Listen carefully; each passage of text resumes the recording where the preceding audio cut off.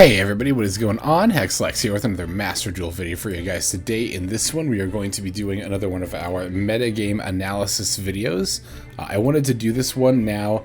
It's been a few days since the latest set release of... Whoa, sorry about that. The latest set release of Ruler's Mask has dropped. It is the 8th of the time that I am recording this, so...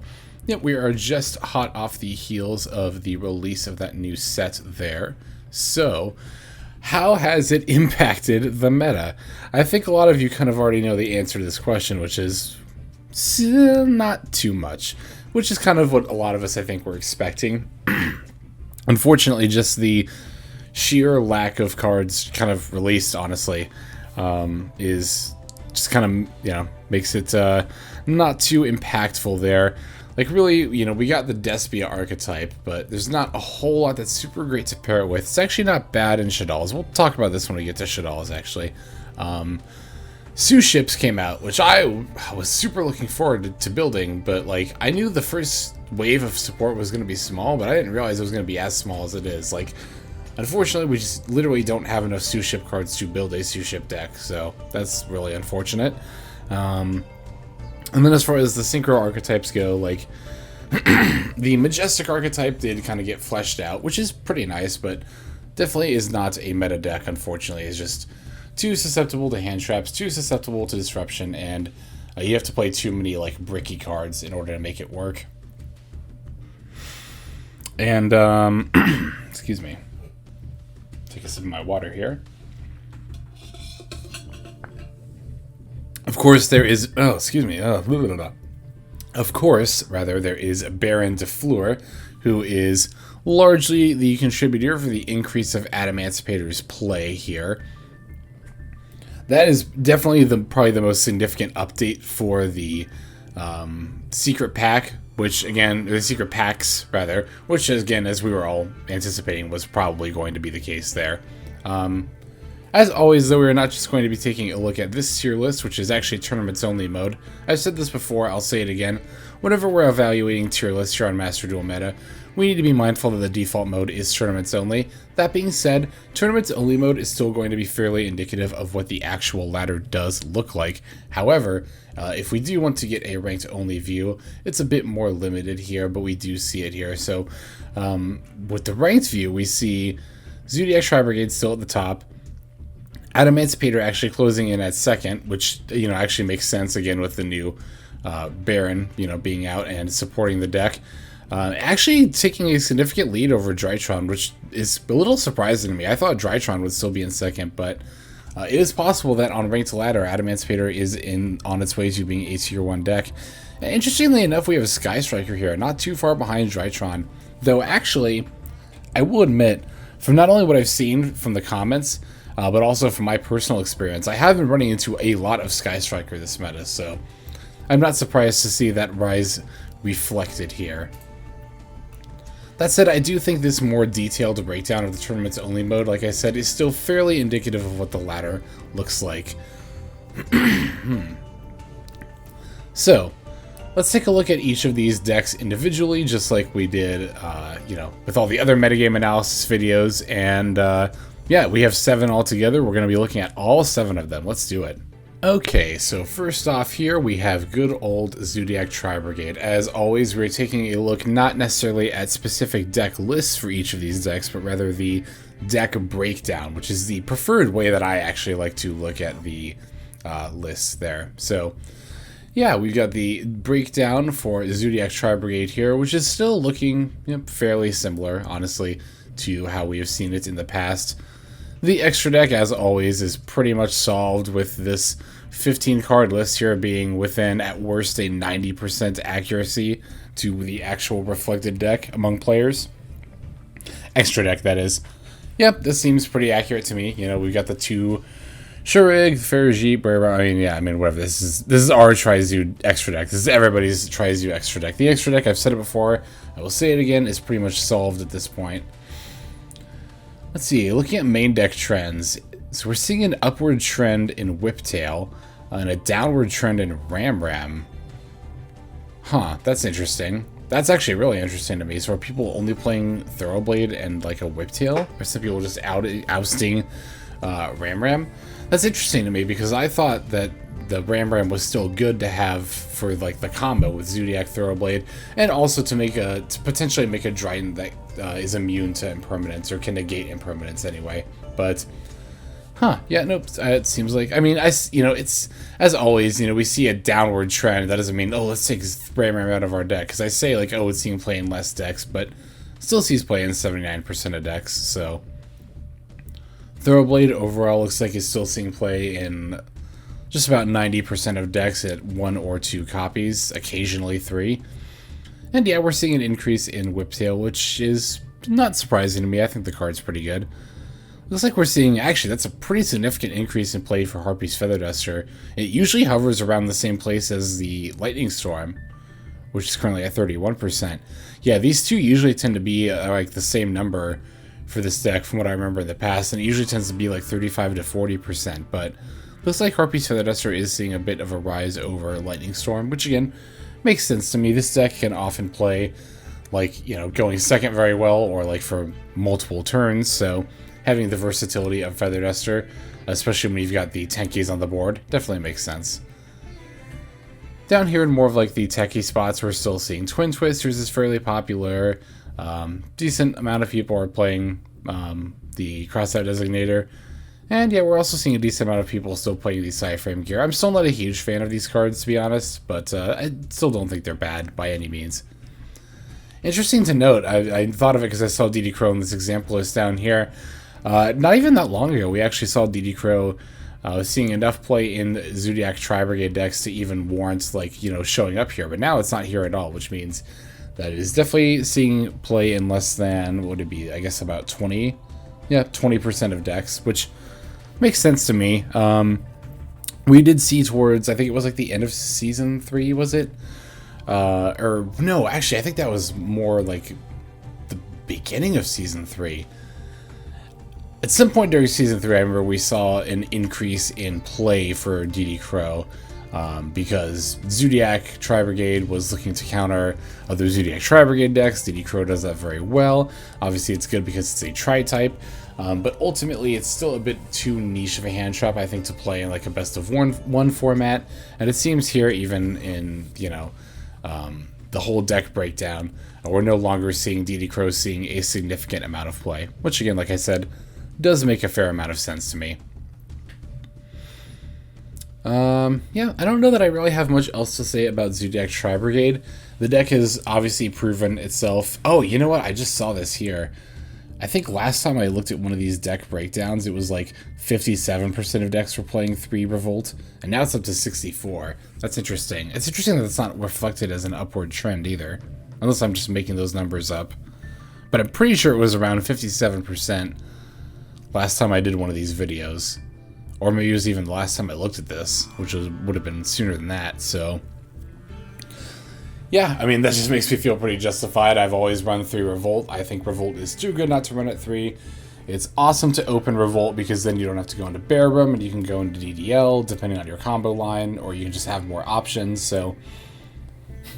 Don't mind me, I'm just sitting on my cloud, being like, hi, I'm right, haha. Oh boy. Okay, let's go ahead and start looking at the next deck here. Okay, so now we are going to take a look at the next deck here on the list, which is of course going to be everybody's favorite Drytrons.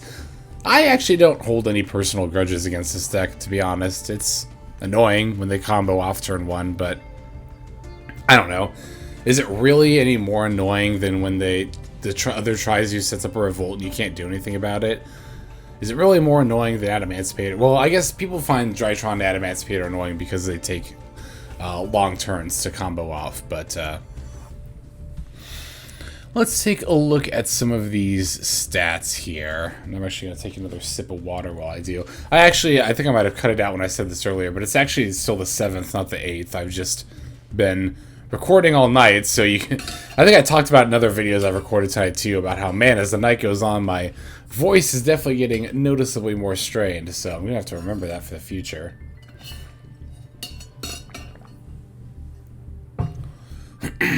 In any case here, we take a look at Drytron, and yeah, these figures seem pretty consistent with what I've seen on ladder. This is the most interesting statistic to me. We're still seeing a downward trend in Herald of Ultimateness. It was at like, wasn't it like at 80% last time we did one of these videos, and now it's down to 68? I'm pretty sure it's seen at least a 10% drop in play since I last looked at this breakdown, which is really, really interesting because last time I hypothesized that the reason we were seeing a downward trend in Herald of Ultimateness is because we should be seeing an upward trend in Herald of Perfection. But at that point I was like, oh, it just hasn't really reached 20% play yet. But with Herald of Ultimateness down to 68%, and we still don't see Herald of Perfection reflected in this breakdown at all, meaning it's still not seeing play in 20% of Drytron decks,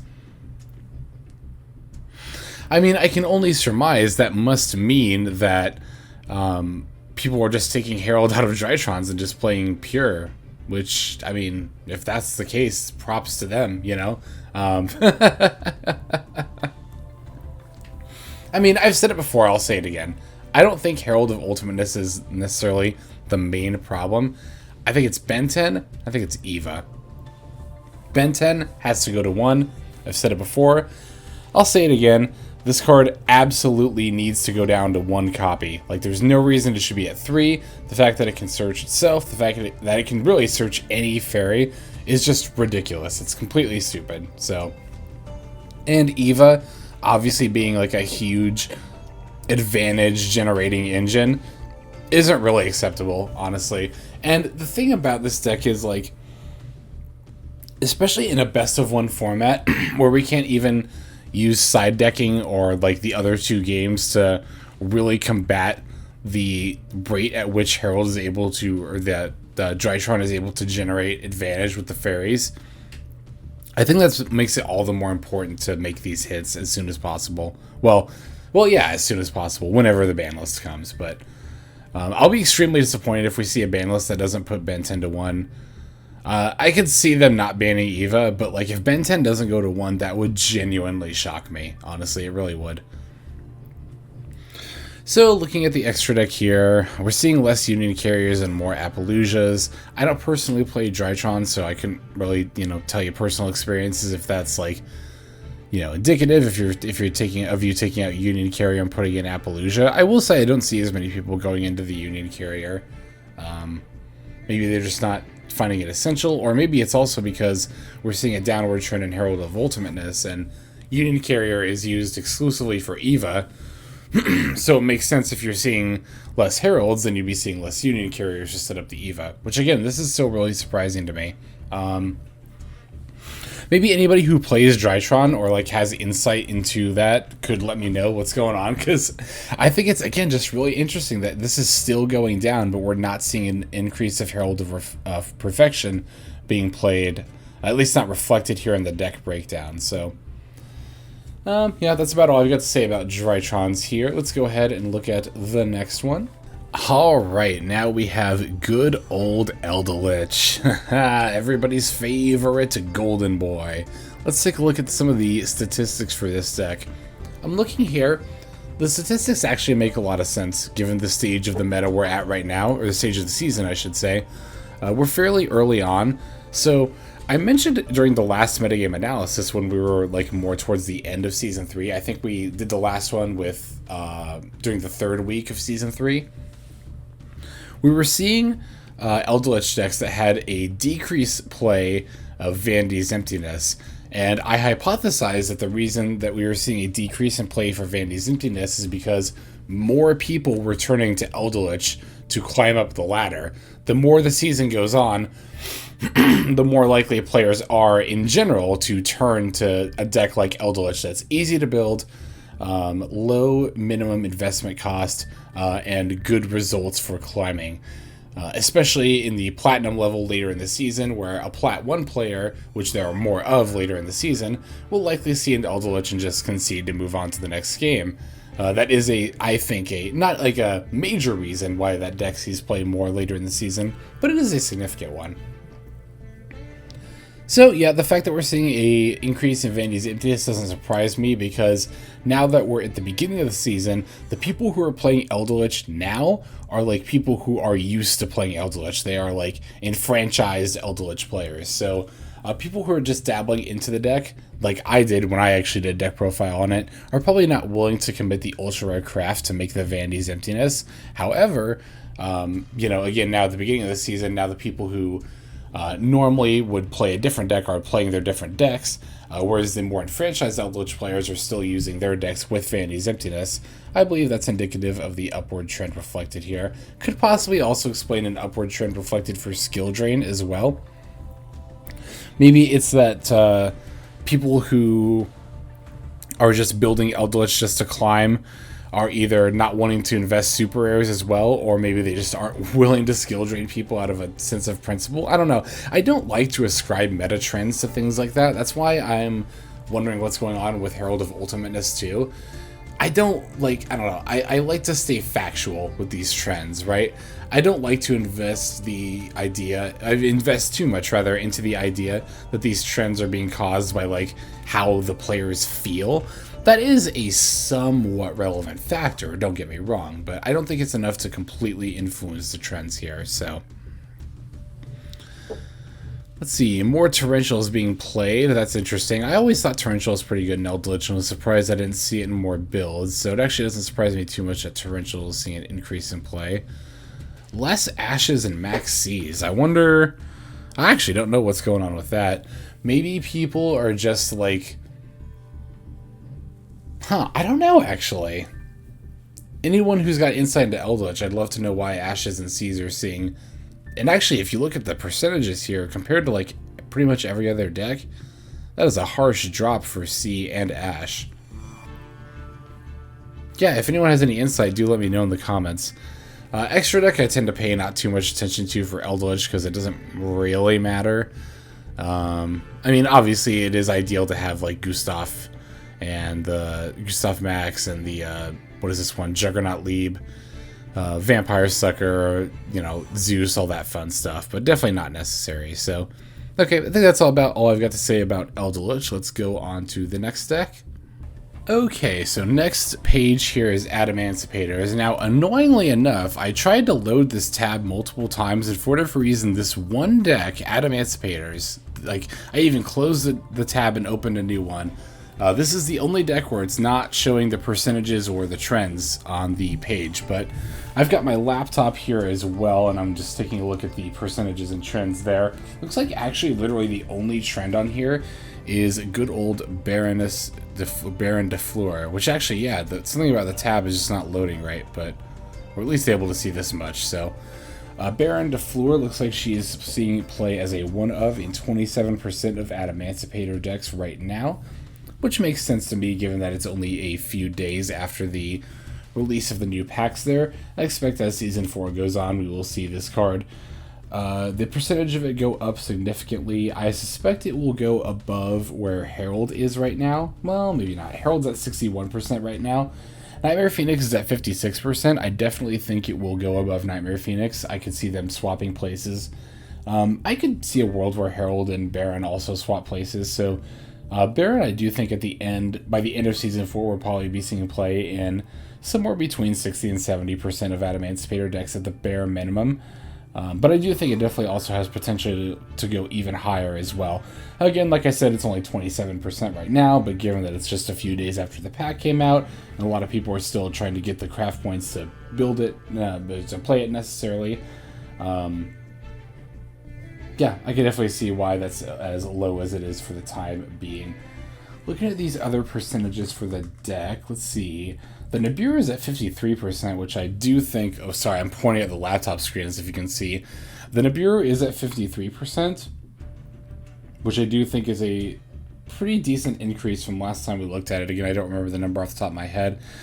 Sekka's Light, I remember, was just going down from like 50 to about 40% last time I looked at it. I remember it's at about 40%. Now it's at 33%. So it seems I am not alone in thinking that Sekka's Light is not... I don't know, I don't want to say it's not the way to go, because it's not bad or anything, but I tend to find the utility of things like the called by here to be more useful than the Sekka's Light. Interesting. Okay, so we've got the Miracle Rupture, the Foolish, and the Crossout Designator. I'm just surprised I don't see more people playing Droplet in this deck. It makes me wonder if I should take Droplet out of my Atemancipator deck. I did initially play it because I was climbing with Atemancipator very early in the season, and of course, early in the season, you're going to see lots of Drytrons, especially at the higher ranks. So that is like one of the main reasons I was playing Droplet. I wonder if there are better spells we could be playing. That is definitely something to consider. And that might actually, just looking at these statistics, it might actually push me over the edge to finally craft the crossout designators. Okay, yeah, definitely something to think about. Extra deck is looking pretty similar in terms of percentages to last time we looked at it. You know, everything up here, he's playing like 100%, same for like here. Prank Kid stuff, still he's playing about like 85%. No, actually it's more like 80% of the Atemancipator decks. Link Spiders in 70%. Yeah, I mean, these numbers are, other than the ones I've mentioned that were outliers, fairly similar to what we saw last time. Okay, cool. So go ahead and close my laptop there. I don't need that anymore because I think the other tabs should be fine. Now let's go ahead and take a look at the next deck. Actually, I'm just trying to think. Do I have anything else to say about Atemancipator? Oh, that's right. I wanted to touch on the deck as a whole now that Baron de Fleur is out. It surprised me again on the tier list when we were seeing, or it was on the ranked only tier list where we saw Atemancipator pass Drytron by a significant amount. I suspect in that tournament's only mode we might start to see Atemancipator creep up a bit too. I think it'll definitely surpass where Elderlich is now on that list. But I'd be surprised if it passed Drytron. I'm already surprised it did on the other one, but I guess it still could. Who knows? It could just be that the deck is gaining enough popularity due to Baron de Fleur coming out that enough people are now playing it for to see that increase, as well as the increase in its power level as well. But okay, now let's go ahead and talk about the next deck here.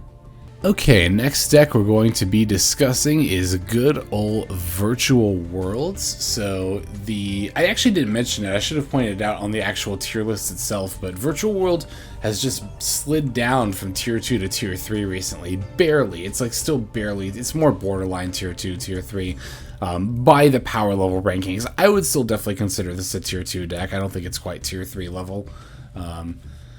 It is definitely still a formidable threat. Just looking at the main deck here, I mean, the main deck honestly looks, I don't want to call it mostly solved, but I mean, we're looking at these, like, just these percentages here for the top two rows are all pretty close to 100%. I mean, 100% of them play Maxi in some capacity, so, I mean, if they're playing 3 of each of these, that's 18, 21, 24 cards, and then this would be 26, 28, 30, 31. So, and then of course the called buys would be 33. So yeah, I mean, like within like a 90%, actually higher than that, within like a 95 percentile almost, you're playing like the same 34 out of the 40 cards. It looks like there is some flexibility in whether you run Desires or not, Gamma or not, or Foolish Burial Goods or not. Obviously I don't play Virtual World. I do play against it a decent bit. I do tend to keep up with the deck as well. Do people like Master Duel QB, who I played against last season. So yeah, Virtual World. I've thought about trying this deck out. I'm a little concerned if VFD gets banned. You know, I'm not concerned about losing out on the UR points. One, I think we'll get full refunds. Like we should. But I don't know. I worry about the deck's power level after VFD gets banned. So it is something I've considered moving into, though, because it wouldn't be too many ultra rares for me to craft. I'm noticing here with the Crystal Wing and the Ultimate Zulkin, this package is definitely seeing less and less play over time. Because I remember the first time there was a time where I was very, very close to building Virtual World.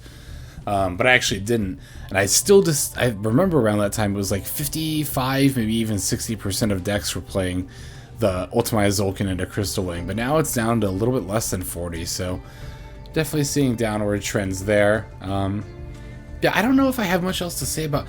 I've barely run into Virtual World now that I think about it. I just think the deck is getting less popular. I don't think it's even worse. Like, it's definitely not in a worse state than it was before. I think this is just a case of less people playing this deck, but still a fine deck. I still think it's a solid tier 2 deck, for sure. So, let us look at the... Oh, and oops, I'm sorry, I bumped the mic there. I'm looking at the waveform. Sorry about that. Interesting that we're not seeing Baron de Fleur on this list quite just yet, although I do suspect we will at some point see Baron de Fleur start to creep up into this extra deck. That's all I just wanted to add real quick there. Okay. Yep, let's go ahead and go on to the next one. Okay, so I think this is actually one of the more interesting breakdowns to look at in regards to the recent cards being released, particularly Despia cards. Now you might be saying, Hexlex, what are you talking about? There's actually no Despia cards on this page. Like, are Shadal's even running Despias? Well, I think the answer is yes, and I think the reason you're not seeing it reflected here is just because we're not seeing... It looks like the threshold for the breakdown is at least 20%. That's because we've not yet seen at least 20% of Shadal decks trying Despia. However, I have noticed that, you know, this is an invoked Shadal deck breakdown, but it's not an invoked Dogmatica Shadal deck breakdown, which is normally what it says. IDS, as the deck is normally known. Although, I guess in this case, the D could still stand for Despia.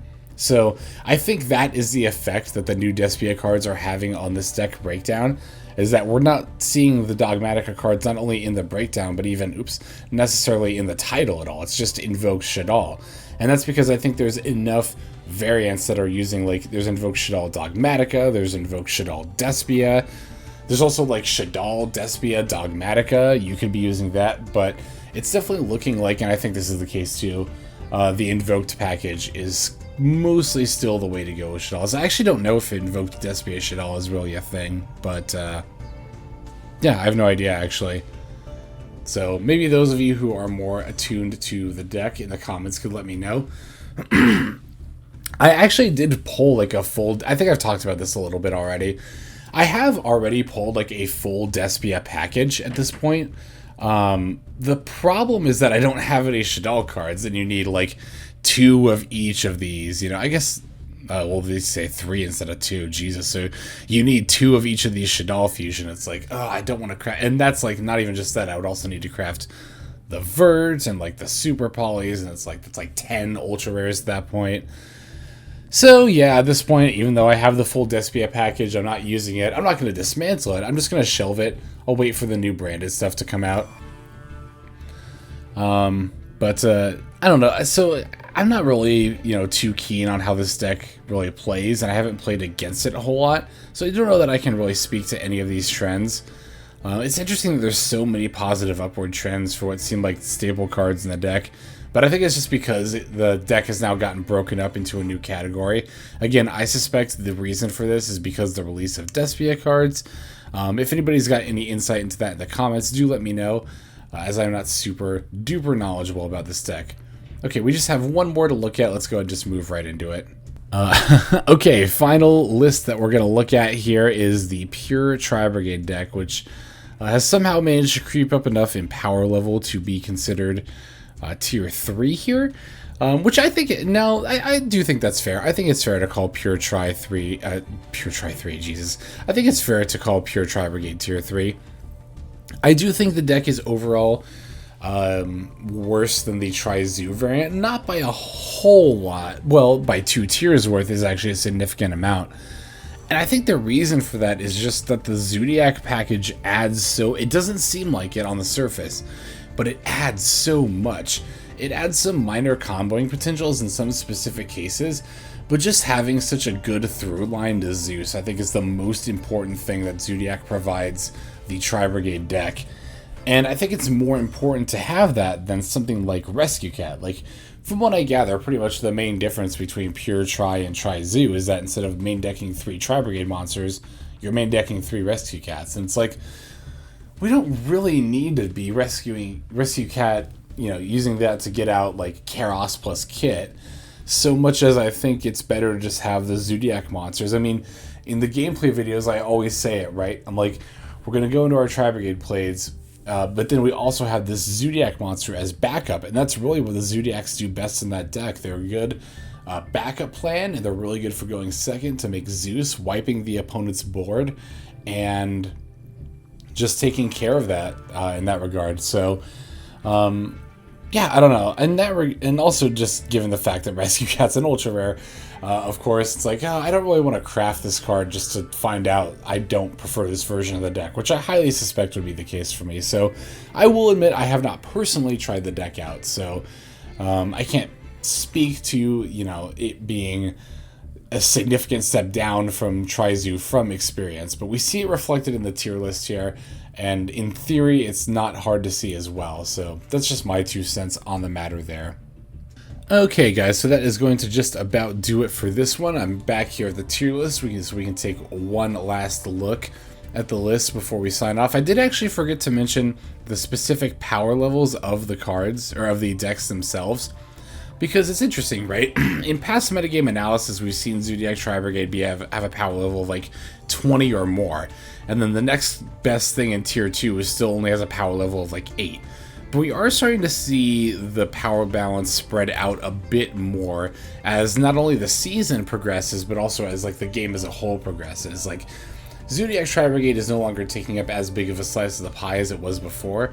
We do see Drytron definitely creeping up close to tier 1. In fact, right at the beginning of the season, Drytron was in tier 1, like it was just above 15, kind of where Zodiac is right now, actually. So, but I don't think that means that Zodiac is getting worse or Drytron is necessarily getting worse. I think that just means that we're starting to see a more even spread as the season progresses, which makes sense. I mean, I'm one of these people, right?